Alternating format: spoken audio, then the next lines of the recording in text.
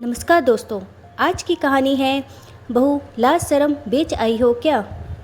बहू ये कैसे कपड़े पहनकर भाग जा रही हो, लाज शर्म सब बेच आई हो क्या। अब तुम इस घर की बहू हो, तुम ऐसे कपड़े पहनकर बाहर नहीं जा सकती। शालिनी जी अपनी बहू प्रीसा से बोली। प्रीसा बोली, मम्मी जी इन कपड़ों में क्या बुराई है, मैं मायके में भी तो यही सब पहनकर बाहर घूमने जाती थी और इन कपड़ों में शर्म वाली क्या बात है। आजकल तो सभी लड़कियां ऐसे ही कपड़े पहनती हैं। शालिनी जी बोली, बुराई क्या है, ये पूछते हुए तुम्हें शर्म नहीं आ रही। लगता है तुम्हारे माता पिता ने तुम्हें कुछ संस्कार नहीं दिए। जाओ जल्दी अंदर जाकर कपड़े बदल कर आओ। हमारे यहाँ तुम्हें तौर तरीकों से रहना होगा, तुम कुछ भी पहनकर नहीं घूम सकती, समझी। पास खड़े अपने पति सतीश को देखने लगी कि शायद सतीश उसके पक्ष में कुछ बोलेगा, मगर सतीश चुप सब बातें सुन रहा था। शालिनी जी बोली, सतीश को क्या देख रही हो, अब सतीश को हमारे खिलाफ भड़काओगी क्या। सतीश बोला, जाओ प्रीसा कपड़े बदल लो, माँ को तुम्हारी ये 1 पीस गाउन पसंद नहीं आया। प्रीसा बोली, सतीश मैं तुम्हारे साथ ही तो बाहर घूमने जा रही हूँ और इन कपड़ों में आखिर बुराई क्या है। पास बैठी नंद सरबी बोली, भाई सतीश लगता है तुझे अब तक बीवी को काबू में करना नहीं आया। अगर ऐसे ही बीवी की सुनता रहा तो वह दिन दूर नहीं कि ये एक दिन तुझे अपने गुलाम बना देगी। भाई मैं तो कहती हूँ इसे अभी की अभी इसकी औकात बता कि ससुराल में सास और नंद की इज्जत कैसे की जाती है। प्रीसा बोली, मेरे ऐसे कपड़े पहनने से आपकी कौन सी इज्जत चली जाएगी दीदी, और आप लोग ये कैसी बातें कर रहे हो। मम्मी जी आपने शादी के पहले तो कहा था कि मेरे बेटे और बहू में कुछ भी फ़र्क नहीं है, फिर आज मुझसे सभी लोगों को ये दिक्कत क्यों हो रही है। शालिनी जी बोली, बहू लड़की के घर जाकर ये सब तो बोलना पड़ता है, तभी तो वे लोग अपनी बेटी की शादी करते हैं, मगर लड़की वालों को भी तो समझना चाहिए कि उनकी बेटी अब किसी के घर की बहू बनने जा रही है तो उसे मर्यादा में रहना सिखाएं। और अब ये 2 दिन पहले आई लड़की हमें सिखाएगी कि इज्जत में कैसा रहा जाता है। सतीश अपनी बीवी को काबू में रख। सतीश बोला, प्रीसा बहस मत करो और जो माँ और दीदी कह रहे हैं बस वैसा करो। प्रीसा बोली, मगर सतीश ने तुरंत कसकर एक थप्पड़ प्रीसा के गालों पर जड़ दिया। प्रीसा की आंखों से आंसू झलक पड़े और वह रोते हुए अपने कमरे में चली गई। प्रीसा कमरे में आकर लेट गई और याद करने लगी कि वह दिन जब सतीश की मां ने उसे सतीश के लिए पसंद किया था। शालिनी जी ने पहली नज़र में प्रीसा को अपने बेटे के लिए पसंद किया था। शालिनी जी ने प्रीसा की मां शीला जी को यह भी आश्वासन दिया था कि मेरी बेटी और बहू में कोई फ़र्क नहीं है। शीला जी जैसी मेरी दोनों बेटियों को हमने हर चीज़ की आज़ादी दे रखी है, वैसे ही सारी आज़ादी प्रीसा को भी होगी। मगर शादी के दूसरे दिन से ही शालिनी जी ने अपना असली रंग दिखाना शुरू कर दिया था और उनमें उनकी दोनों बेटियां भी साथ देती थीं। प्रीसा की बहुत ख्वाहिशें थीं, क्या कुछ सोच रखा था उसने कि शादी के बाद वह भी अपने लिए जिएगी, मगर यहाँ ससुराल आते ही उसकी सभी ख्वाहिशों को दबा दिया गया। उसे अपनी मनमर्जी से जीना तो छोड़ो, कपड़े तक ससुराल वालों की मर्जी के पहनने पड़ते थे। सतीश की बड़ी बहन सुरभि शादीशुदा थी, मगर अपनी भाभी को ताना मारने का एक मौका नहीं छोड़ती थी, और छोटी बहन सौम्या वह भी तो अपनी माँ शालिनी जी की हाँ में हाँ मिलाती। प्रीसा घर में साड़ी पहनकर ही रहती थी, मगर वह नहीं जानती थी कि उसे घूमने जाने पर भी वेस्टर्न कपड़े नहीं पहनने दिए जाएंगे, और अब तो घूमने जाना दिया ही कहा जाता है, बस घर में चूल्हा चौका संभालने का ही तो काम रह गया था। प्रीसा पढ़ी लिखी थी, प्रीसा की सास ने नौकरी भी छुड़ा दी कि तुम नौकरी पर चली जाओगी तो घर कैसे मैनेज होगा। प्रीसा ने कहा भी था कि मम्मी जी घर में बाई भी है, खाना भी दोनों समय का मैं ही बनाऊंगी, मगर मुझे नौकरी पर जाने दीजिए। मगर मम्मी जी बोली, घर में कोई ना कोई मेहमान का आना जाना लगा रहता है और अब तुम्हारा फर्ज है कि तुम उन सब की खातिरदारी करो। कभी मेरे शादीशुदा बेटे भी मायके रहने आती है, बेचारी थोड़े दिन तो यहाँ आराम करने आती है और उस पर भी उसे यहाँ काम करना पड़े तो क्या मतलब रह जाएगा। अभी फ़िलहाल तो तुम्हें नौकरी पर जाने की कोई ज़रूरत नहीं। प्रीसा के सारे सपने मिट्टी में मिलकर रह गई थी। दूसरे दिन छोटी बहन ने ऑनलाइन 1 पीस गाउन मंगवाया था। वह अंदर जाकर तुरंत उसे पहनकर आई और सभी से पूछने लगी, मम्मी कैसा लग रहा है गाउन? शालिनी जी बोली, वाह मेरी बेटी तो परी लग रही है, बिल्कुल बहुत जच रही है बेटा तू इस ड्रेस में। सौम्या प्रीसा से बोली, भाभी आपको कैसा लगा ये ड्रेस?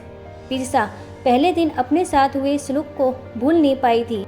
वह कुछ ना बोली। इस पर सौम्या चिढ़कर बोली, हाँ भाभी को मेरी ड्रेस थोड़ी पसंद आई होगी। फैशन सेंस नाम की चीज़ इन्हें थोड़ी पता होगी और इन्हें तो मुझे देखकर जलन हो रही होगी ना। प्रीसा बोली, कल जब ऐसी ड्रेस मैंने पहनी थी तब मैं बेसरा बेहा हो गई थी, मगर आज तुमने जब ये ड्रेस पहनी है तो तुम परी हो गई हो। जिस घर में बेटी और बहू में इतना भेदभाव किया जाता हो वहाँ मेरा चुप रहना ही बेहतर है। शालिनी जी बोली, वह बहुत जवान चलाने लगी है तुम्हारी। हाँ फ़र्क होता है, एक बेटी और बहू। जाओ और चुपचाप रसोई में खाना बनाओ। प्रीसा चुपचाप रसोई में चली जाती है। प्रीसा को दुख तो इस बात का होता है कि पति सतीश भी कभी उसके लिए कुछ नहीं बोलता। जिस इंसान के भरोसे एक बेटी के माँ बाप उसे विदा करते हैं, अगर वह भी उसके साथ हो रहे अन्याय के खिलाफ कुछ ना बोले तो दिल टूटकर रह जाता है। थोड़ी देर में सुरभि घर आ जाती है और दोनों माँ बेटी बातें करने लगती हैं। शालिनी जी सुरभि से खाना खाकर जाने को कहती हैं। सुरभि बोली, मम्मी खाना तो बन गया होगा और आप तो जानती है कि मुझे खाना मेरी पसंद का ही खाना होता है। शालिनी जी बोली, बेटा तेरी क्या खाने की इच्छा है वही बना देगी तेरी भाभी, तू बोल तो। सुरभि मुंह बिगाड़ कर बोली, रहने दो मम्मी, भाभी के तेवर देखे थे मैंने उसी दिन। किसी तरह वह सभी से जान लड़ा कर बातें करती है, वह भला मेरी पसंद का खाना क्यों बनाएगी? शालिनी जी बोली, क्यों नहीं बनाएगी वह तेरी पसंद का, तू बता तो तुझे क्या खाना? सुरभि बोली, मुझे छोले भटूरे खाने की इच्छा है। शालिनी जी तुरंत प्रीसा को बुलाकर कहती है, बहू आज खाने में छोले भटूरे बना दो, सुरभि को छोले भटूरे खाने की इच्छा है। प्रीसा बोली, खाने की तैयारी हो चुकी है मम्मी जी, और इतनी जल्दी छोले भटूरे बनाना आसान काम नहीं है। छोले को भिगोना, उबालना और भटूरे के लिए भी आटा पहले से गूँथा होना चाहिए। सुरभि बोली, देखा मम्मी मैंने कहा था ना, भाभी भला मेरी पसंद का खाना क्यों बनाएगी? शालिनी जी गुस्से से बोली, प्रीसा खाने में छोले भटूरे बना दो, भले ही समय लगे तो लगे। प्रीसा रसोई में आकर फिर से रो पड़ी कि आखिर उसे ससुराल वालों का ये व्यवहार कब तक बर्दाश्त करना पड़ेगा। प्रीसा तंग आ चुकी थी रोज़ रोज़ के तानों और उल्हानों से। उसने जैसे तैसे बड़ी मेहनत से छोले भटूरे बनाए, मगर सुरभि खाकर बोली, ये कैसे छोले बनाए हैं भाभी, ठीक से उबाला नहीं था क्या, कच्चे हैं। प्रीसा बोली, दीदी अब इतनी जल्दबाजी में छोले कैसे बनेंगे, ये तो आप भी समझती होंगी। सुरभि बोली, देखा मम्मी इसने जानबूझकर मेरे साथ ऐसा किया है ताकि मैं कभी अगली बार इससे अपनी पसंद का खाना ना बनवाऊँ। उतने में सतीश ने आकर घर में सभी को अपने तबादले की खबर सुनाई तो शालिनी जी भड़क कर बोली, सतीश अब तुम दूसरे घर जाके रहोगे तो हमारा यहाँ क्या होगा? प्रीसा चली जाएगी तो यहाँ घर का काम कौन करेगा? सतीश बोला, मम्मी मेरे ऑफिस से मुझे चुना गया है तो मुझे तो जाना ही पड़ेगा और आप लोग भी हमारे साथ चलिए। मगर शालिनी जी इस घर को छोड़कर जाने को तैयार ना हुई। प्रीसा और सतीश दूसरे शहर चले गए जहाँ उन्होंने अपने लिए एक किराए का घर लिया। अब प्रीसा की ज़िंदगी में ताने उल्हाने की नहीं थे और पति सतीश भी माँ और नंद के बहकावे में नहीं थे, जिस वजह से वे प्रीसा को डांट डपट नहीं करते थे। अब प्रीसा ने भी नौकरी ज्वाइन कर ली थी, जिससे उसकी एक अधूरी ख्वाहिशें तो पूरी हो पाई थी। थोड़ी महीनों तक प्रीसा की ज़िंदगी में शांति थी, मगर शालिनी जी के अचानक तबीयत ज़्यादा खराब हो गई। दरअसल उन्हें हार्ट अटैक आया था, जिस वजह से सतीश शालिनी को अपने साथ यहाँ शहर ले आया। डॉक्टर को दिखाकर उनका अच्छा इलाज करवाया, तब जाकर शालिनी जी ठीक हो पाई। प्रीसा ने भी उनकी बहुत सेवा की, यहाँ तक कि अपनी नौकरी से थोड़े दिनों तक छुट्टी भी ले ली ताकि वह शालिनी जी का ध्यान रख पाए। प्रीसा रसोई से पसीना पोंछते हुए निकली थी कि उसी बगल वाले कमरे से फुसफुसाने की आवाज़ आई। प्रीसा ने कमरे में झांका तो देखा कि सास शालिनी जी अपनी बेटी सुरभि से धीमी आवाज़ में फ़ोन पर बात कर रही थी। बेटा सुरभि, मेरा क्या है, आज नहीं तो कल भगवान को प्यारी हो जाऊंगी, मगर तेरी भाभी को इतनी समझ तो होनी चाहिए कि अपनी सास को अच्छा अच्छा खाना खिलाए। जब देखो रोटी सब्जी दाल चावल यही बनाती रहती है। क्या रोज़ रोज़ ये खाना भाता है? यहाँ अलग रह के तो तेरी भाभी के मज़े हो गए। तेरी भाभी सुबह 7 बजे उठती है। घर की लक्ष्मी को सुबह सूरज निकलने से पहले उठ जाना चाहिए, मगर उसे कौन समझाए। कपड़े धोने के लिए मशीन लगाती है, झाड़ू पोछा बर्तन सभी को बाई लगा रखी है।